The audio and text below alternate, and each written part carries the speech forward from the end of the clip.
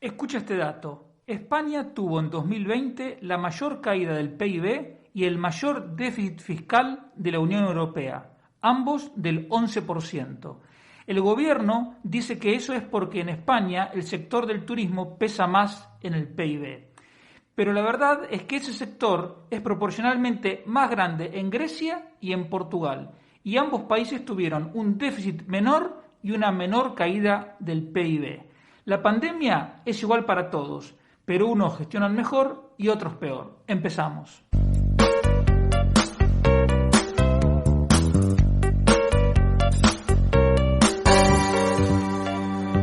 Economía Hoy, con Diego Barceló. Hola, bienvenido a esta nueva edición de Economía Hoy con la ayuda de Miguel Martínez en el control. Recuerda que puedes encontrarme en redes sociales. En Twitter, Instagram y Parler soy @DieBarceló. En Facebook, YouTube, LinkedIn y Telegram me encuentras por Barceló y Asociados. En el canal de Telegram te puedes suscribir de manera gratuita y para recibir todos los artículos que publico en distintos medios de comunicación. Y en Facebook también nos puedes encontrar en la página de Radio Intereconomía Asturias. Hoy quiero empezar comentando algo que no parece una noticia económica, pero en el fondo sí lo es. Y es el tema de la Superliga Europea, que ahora con las últimas noticias y las deserciones de casi todos los equipos firmantes, parece que en lo inmediato no va a prosperar, pero yo no daría el tema por terminado cuando tenemos pilotándolo por detrás nada menos que a Florentino Pérez, que es uno de los empresarios de mayor éxito y que ha sabido multiplicar exponencialmente el negocio que significa el Real Madrid. A ver, a mí lo que me ha sorprendido es el enfoque que ha prevalecido con el tema de la Superliga, porque unos lo presentaron como la idea de querer únicamente de que prevaleciera el dinero en el fútbol, como si la FIFA o la UEFA no enfocaran el fútbol también fundamentalmente como un negocio. Otros lo enfocaron como una pelea entre clubes ricos y clubes pobres, cosa que me parece que está fuera de lugar. Y sobre todo, lo que más me molestó de la situación, del tema, fue que los gobiernos, y no solo el español, y los políticos en general, empezaron a opinar. A mí me gusta, no me gusta, tienen que dialogar, esto es quitarle el fútbol a los aficionados. El gobierno inglés llamó a los 6 clubes británicos que habían firmado, amenazándolos con que iba a endurecer la normativa para fichar jugadores extranjeros. Y si se endurece esa normativa, porque ahora Reino Unido no forma parte del Brexit, y se endurece esa normativa, los clubes ingleses iban a perder competitividad. Entonces, ahí es el punto en el que yo quiero incidir. Los clubes son entidades privadas que en algunos casos pertenecen a sus dueños, a inversores, en el caso del Chelsea en Inglaterra, por ejemplo, al magnate ruso Abramovich, en el caso del Manchester City a un inversor árabe, un jeque árabe, no sé exactamente qué es, en el PSG de París también, y en el caso del Barcelona y del Real Madrid pertenece a los socios, pero en cualquier caso son entidades privadas. Y a mí me parece que cualquier entidad privada, sea una panadería o sea el Real Madrid, tiene todo el derecho a organizarse como quiera o como crea que mejor defiende los intereses de sus propietarios. La UEFA es un monopolio y tiene el monopolio de las competiciones de fútbol en Europa. Y su reacción no es porque el fútbol base le interese más o porque los aficionados le interesen más, simplemente porque vio amenazado su monopolio. Pero a mí justamente me pasa lo contrario. Como a mí me gusta la competencia, Si veo que un monopolio se rompe, pues la verdad que me despierta simpatía. Y yo te he comentado más de una vez que para que haya competencia, no es que hay falta de que haya muchas, en este caso muchas competiciones a la vez, muchas organizaciones distintas.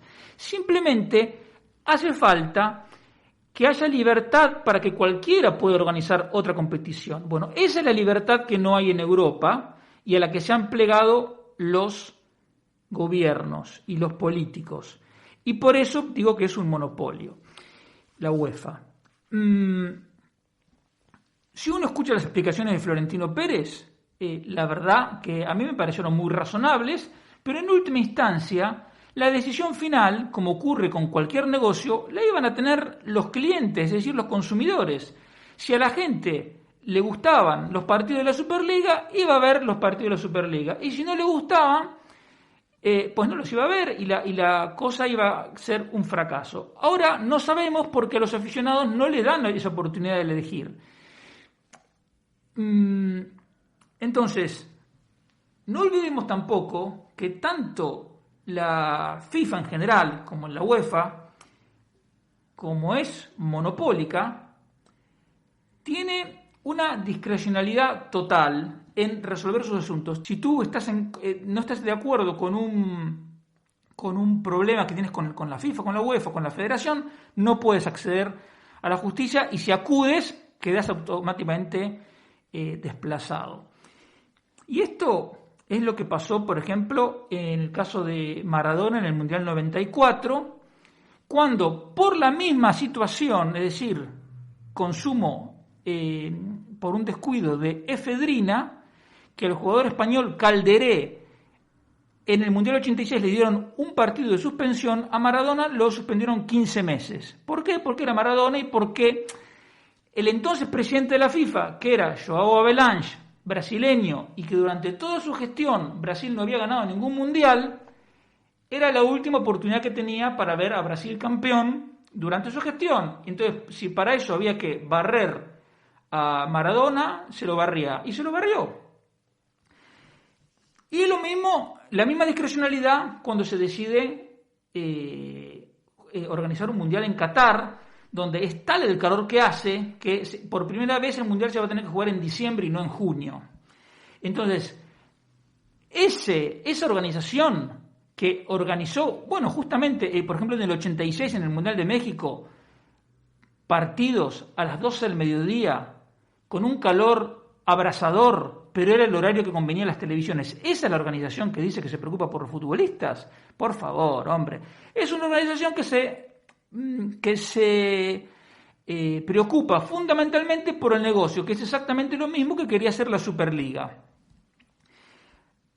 A mí, lo que más me preocupa del tema es el enfoque socialista que se le dio, es decir, de desconocimiento total del derecho de propiedad. Como digo, los clubes son organizaciones privadas y tienen todo el derecho del mundo a asociarse y organizar las competencias que quieran. Sin embargo, insisto, gobierno, políticos, periodistas en gran medida y también los aficionados que han sido en parte guiados a opinar así, no parecen ver esto, y esto es lo que yo quería resaltar, porque hoy el tema del derecho de propiedad de Florentino Pérez te puede parecer algo totalmente ajeno a ti, que no va contigo, que es algo que no te incumbe, pero estamos en el mismo contexto en que un día el gobierno quiere limitar el precio de los alquileres, otro día expropia, como hicieron en Baleares, algunos inmuebles para ofrecerlos en alquiler social, como dicen ellos. Es el mismo gobierno que te limita cuando abres tu bar, cuando abres tu tienda, si tú puedes moverte e ir de una comunidad autónoma a otra, si puedes salir o no de tu municipio. Entonces, todas estas cosas son violaciones del derecho de propiedad. Entonces, cuanto más poderosa es la persona cuyo derecho de propiedad se viola, en este caso el del Real Madrid y el del Barça, más te debería preocupar, porque es más probable que próximamente te violen en mayor medida tu derecho de propiedad. Es decir, que cada vez en mayor medida estés a merced de los políticos de turno, del poder de turno, y eso es exactamente lo opuesto a la libertad, y por eso quería comenzar el programa con esta nota de advertencia. Y para que veas que tenemos un gobierno que no cree en el derecho de propiedad,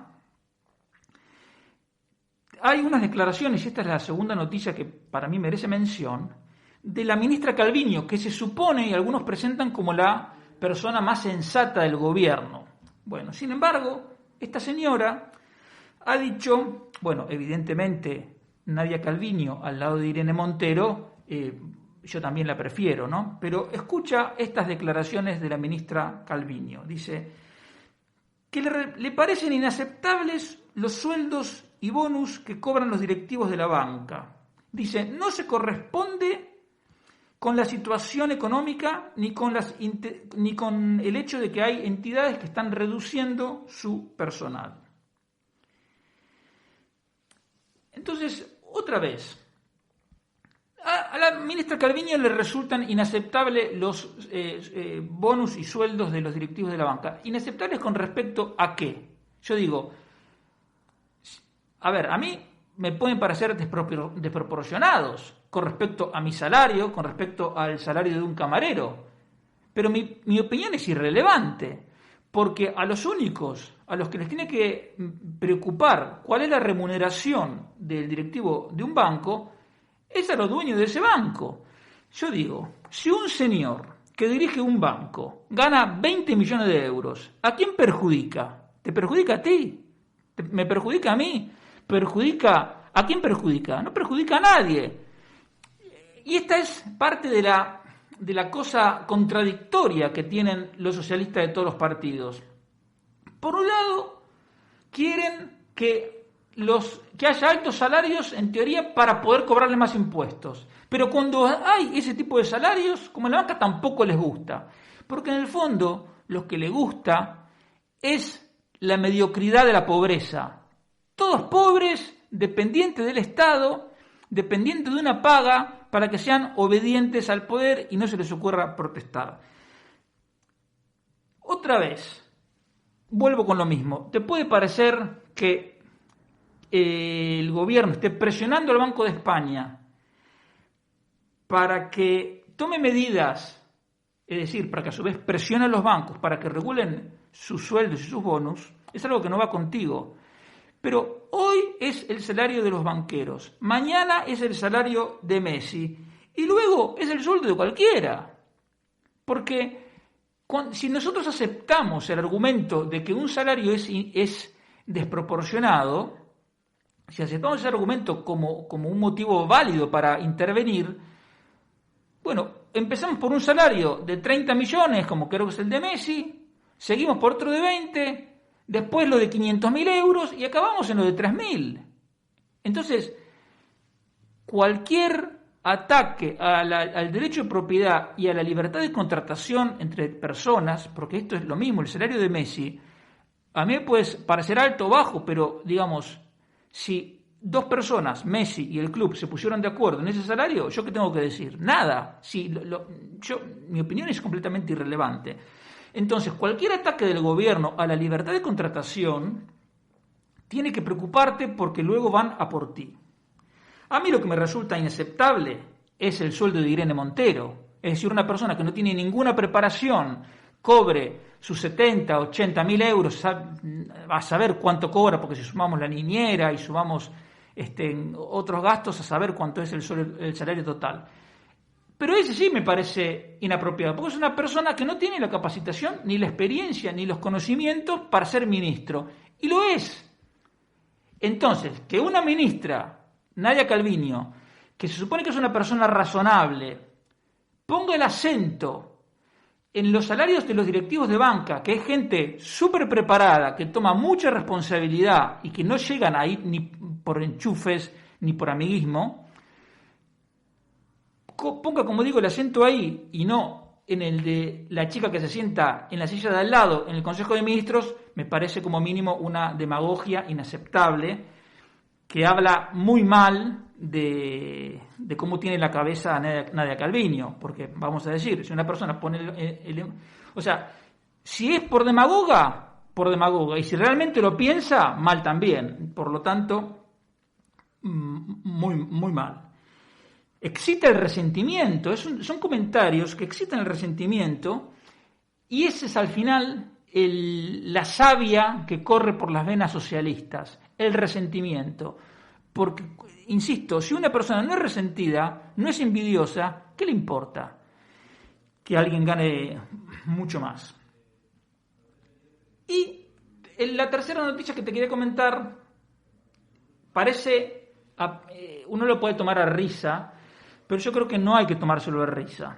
Es la siguiente: Íñigo Errejón, el líder de Más País, es decir, la persona que no fue capaz de cumplir las condiciones de una beca de investigación, no tiene mejor idea que anunciar que va a presentar un proyecto de ley para que el sector público cree una empresa, un Amazon español. Así, como lo oyes, un Amazon español. ¿Por qué?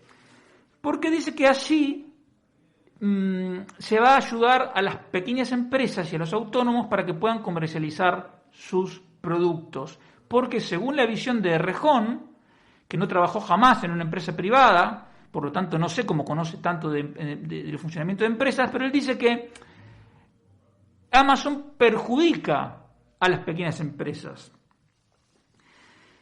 A ver, yo creo que las grandes empresas tecnológicas no solo no perjudican, sino que están dando una ayuda extraordinaria a las pequeñas empresas. Las pequeñas empresas pueden tener un correo electrónico gratis, mensajería instantánea gratis, una página web, o si no tienen página web, una página en Facebook gratis, todas las redes sociales para hacer marketing gratis. O sea, ¿dónde está el perjuicio que le hacen las grandes empresas a estas grandes empresas tecnológicas a las pequeñas? Yo creo que es todo lo contrario, es una ayuda extraordinaria. Hay casos de niñas de 14, 15, 16 años que a través de Instagram hacen pulseras y las venden. Eso me parece fantástico. Porque claro, como lo hacen en pequeña escala, todavía el gobierno no se mete en ese tipo de cosas. Pero hay gente que lo está haciendo y me parece extraordinario. Y si no fuese por las redes sociales no lo podrían hacer. Y todas esas redes sociales son gratuitas para esta gente. Hay gente que ha convertido YouTube como su medio de vida, porque hace contenido de creciente calidad o no, pero digamos, tiene visualizaciones, que es lo que importa, y YouTube no le cobra nada. Al revés, YouTube le paga. ¿Cuál es el perjuicio que causan las grandes tecnológicas a las pequeñas empresas? Lo que le pasa a Errejón es lo que le pasa a cualquier comunista. Ellos son marxistas y por lo tanto consideran que toda empresa explota a su personal. Por lo tanto, ellos odian a todas las empresas y por lo tanto también les gustaría que las empresas privadas desaparezcan. Entonces, como no lo pueden decir porque no son tontos y no pueden decir abiertamente esto porque la gente se asustaría, y como no tienen la capacidad de expropiar como hacía en Venezuela Chávez, exprópiese, porque esto no es una carnicería, esto es un monstruo que no alcanzaría dinero para expropiar y además no podría haber una expropiación global. La alternativa que eligen es crearle una competencia desde el sector público con la excusa barata de ayudar, cuando en realidad no hace falta ninguna ayuda, pero en cambio esa sí sería una ayuda para los políticos, porque sería otro lugar donde poder enchufar a la gente, y como toda empresa pública no importaría si gana o pierde dinero, porque si pierde dinero la factura te la pasan a ti, uses esa plataforma o no uses esa plataforma. ¿Y qué es lo preocupante de todo esto? Es que hay, según dicen las encuestas, un 15% de gente en Madrid que está dispuesto a votar por el partido liderado por este personaje que tiene estas ideas absolutamente caducas, contraproducentes y empobrecedoras. 1 de cada 5 votantes en Madrid está dispuesto, según dicen las encuestas, a votar comunismo. Yo no lo puedo creer, realmente no lo puedo creer. Y no entiendo cómo eso es posible en la ciudad y en la comunidad autónoma más próspera de España, y es una comunidad autónoma donde precisamente se pueden ver los beneficios de la libertad, que tampoco vamos a exagerar. No es que estamos en la libertad económica de Dinamarca, pero digamos, dentro de las limitaciones que pone el gobierno central, lo de Madrid está muy bien. Ahora, que haya 1 de cada 5 personas dispuestas a votar por exactamente lo opuesto, es decir, por gente que lo que le gustaría es construir en España una cosa parecida a la de Venezuela o Cuba, no me entra en la cabeza. Seguro que has escuchado alguna vez hablar sobre el tema de la justicia fiscal, justicia tributaria.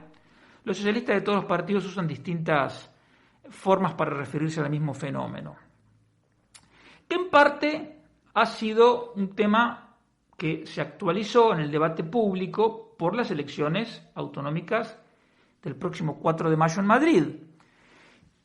En este debate, Podemos y Más Madrid están sin vueltas a favor de una nueva subida de impuestos.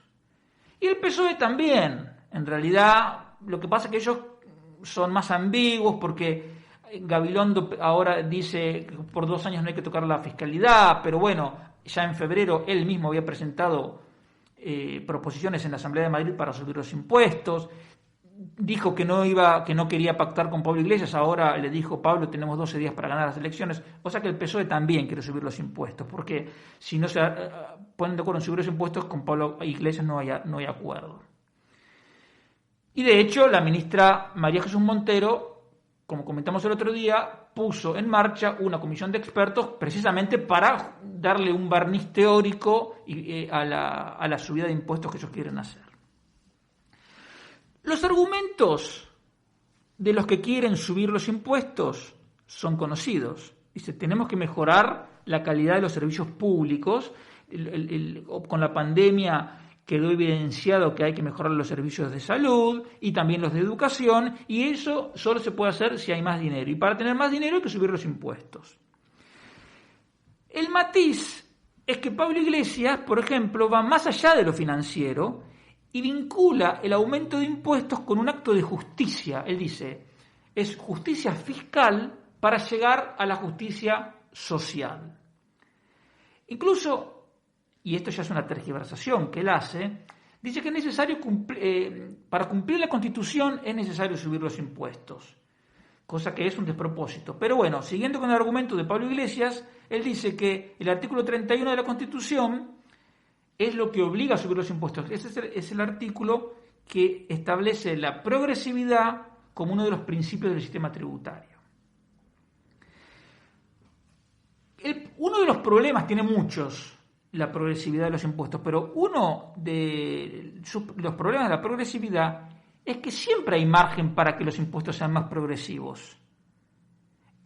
Entonces, si aceptamos el argumento de la progresividad, estamos abriendo la puerta a que nos suban los impuestos permanentemente. Pero en realidad, si hay un mínimo exento, como existe, y un tipo único de IRPF, digamos el 10, el 15, el 20, lo que sea, ya con eso el pago efectivo sería progresivo. Entonces, no es verdad que hay que aumentar los impuestos para cumplir con el mandato de progresividad que dice la Constitución.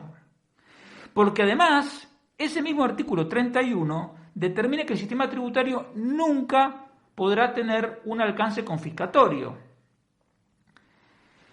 Entonces, el tema de la progresividad más o menos está claro. Ahora, lo de la justicia fiscal o justicia tributaria es un poquito más complejo. En el fondo, la idea, ¿de dónde sale? Sale del manifiesto comunista, de esa idea del manifiesto comunista que dice de cada cual según su capacidad y a cada cual según su necesidad. De hecho, la ministra Montero, cuando habló de cómo piensa que debe ser el sistema tributario en España, se refirió, bueno, no dijo que era el manifiesto comunista, pero usó palabra más, palabra menos, la misma frase. Entonces, por su propia naturaleza ideológica, un socialista y mucho más un comunista van a tender a exagerar, por un lado, la capacidad tributaria de los ricos, de los que ellos consideran ricos, como por otro lado van a tender a exagerar las necesidades del sector público. Y por eso es muy difícil que un socialista o un comunista digan, bueno, este es un nivel de impuestos ya suficiente o razonable. Ellos siempre quieren más, porque siempre piensan que el rico puede pagar más y siempre piensan que el sector público debe gastar más. Pero lo que yo te sugiero es que para entender este tema mejor, en lugar de verlo desde el punto de vista de la recaudación, es mejor verlo desde el punto de vista del gasto. Es decir, ¿qué se hace con el dinero que se recauda? Y este mismo artículo 31, para que confirmes que Pablo Iglesias hace una lectura absolutamente parcial del mismo, también habla del gasto público y dice una cosa muy importante. Dice que su ejecución debe responder a los criterios de eficiencia y economía. Es decir, hay que gastar bien. Vale. Yo te pregunto, ¿responde a los criterios de eficiencia y economía en el gasto, por ejemplo, el rescate a la aerolínea Plus Ultra, que hizo el 0,03% de los vuelos y sin embargo el gobierno tuvo la caradura de llamar a esa empresa estratégica? Los 450 millones de euros que es el presupuesto del Ministerio de Igualdad, ¿responde a los criterios de eficiencia y economía? Los 1.127 millones de euros que es el presupuesto de Radio y Televisión Española, ¿responde a los criterios de eficiencia y economía? ¿Y en el caso de las televisiones autonómicas? Bueno, podemos seguir 2 meses haciéndonos la misma pregunta con distintas partidas del presupuesto y es evidente que no responde ni al criterio de eficiencia ni al criterio de economía, pero eso a los socialistas de todos los partidos no les interesa porque ellos, como te digo, su misión es siempre gastar más. En el caso de los socialistas, principalmente por demagogia y porque no alcanzan a entender cómo funciona la economía, y en el caso de los comunistas, que lo tienen mucho más claro porque ellos quieren demoler el sistema de libertades en que vivimos y reemplazarlo por un sistema como fue el soviético, como es el cubano, como es algo así. Bien. Entonces la Constitución, en el mismo artículo en el que dice que los impuestos tienen que ser progresivos, también dice que el gobierno debería ser escrupuloso a la hora de gastar. Y es verdad que el gobierno debería ser austero y escrupuloso por una razón elemental. Todo lo que gasta el gobierno lo financia a través de la confiscación, vía impuestos, de una parte del fruto del trabajo de la gente. Entonces, si hay un gasto que no responde a los criterios de eficiencia y economía, ¿qué pasa? Quiere decir que el gobierno está excediéndose en la recaudación para financiar ese gasto mal hecho, es decir, ese gasto excesivo porque no es eficiente ni es económico. Es decir, cuando el gobierno gasta mal, está confiscando de manera injusta e innecesaria. Entonces, acá llegamos a un punto que ya sé cuál es la crítica que se puede hacer. Yo no soy anarquista y yo acepto que para vivir una vida civilizada es necesario la existencia de cierto aparato estatal para garantizar la defensa de los derechos individuales. No nos olvidemos nunca que si el Estado tiene sentido y creó para algo, es para defender los derechos, no para vulnerarlos, para defenderlos. Entonces yo creo que tiene que haber un Estado para defender los derechos individuales mediante servicios como la Administración de Justicia, la Policía, la Defensa Exterior y algún otro sistema más, ese servicio más. Muy bien. Por lo tanto, si estoy diciendo que estoy de acuerdo en que haya una estructura estatal, estoy diciendo que también estoy de acuerdo con que haya determinados impuestos para financiar ese gasto. Pero acá llegamos a una distinción fundamental. Una cosa es decir que los impuestos son necesarios, otra cosa es decir que son justos, porque ya Murray Rothbard, el gran economista norteamericano fallecido en 1995, dijo: nadie hasta el día de hoy ha sido capaz de demostrar la justicia de los impuestos, por lo tanto no tiene sentido entrar en la disquisición de si el IVA es más justo que el IRPF o más justo que sucesiones, porque nadie ha demostrado que los impuestos en sí sean algo justo. Aún en el caso de un Estado mínimo que gaste de manera eficiente, la recaudación tributaria no cambiaría su naturaleza. Es decir, no cambiará la naturaleza de los impuestos. ¿Y cuál es esa naturaleza? Es una naturaleza por la cual los impuestos se parecen mucho más a un robo que a una cuota o a una donación. Entonces, es fundamental tener claro ese punto. ¿Los impuestos son necesarios? Sí. ¿Son justos? No. Por lo menos, como digo, nadie lo ha hasta ahora demostrado. Y a lo que quiero llegar es lo siguiente. La verdadera justicia fiscal consiste en no confiscar a la gente ni un solo euro más que el estrictamente necesario para que el gobierno pueda cumplir de manera efectiva las funciones que se le exijan. Tomar por bueno el actual nivel de gasto público, que es una exageración, se lo mire por donde se lo mire, y decir que es de justicia cobrar más impuestos para financiarlo, no solo es una política ruinosa desde el punto de vista económico, sino que también coarta la libertad individual. ¿Por qué? Porque si tú ganas 1.500 y en vez de quitarte 200 te quitan 500, tú eres menos libre porque hay cosas que no vas a poder comprar, y de las cosas que compres probablemente no vas a poder comprar la que hubieras podido comprar si tuvieras un salario de bolsillo mayor. Entonces, hay dos conceptos de justicia fiscal y por eso no dejes que te engañen cuando salga este tema en la discusión o cuando tú escuches a tu cuñado decir no, porque la justicia fiscal. Hay dos ideas y son opuestas. Una es la de los socialistas de todos los partidos, que ellos creen que es justo cobrar lo necesario para financiar cualquier nivel de gasto público. El que ellos crean adecuado, bueno, es justo para ellos cobrar los impuestos que sean necesarios.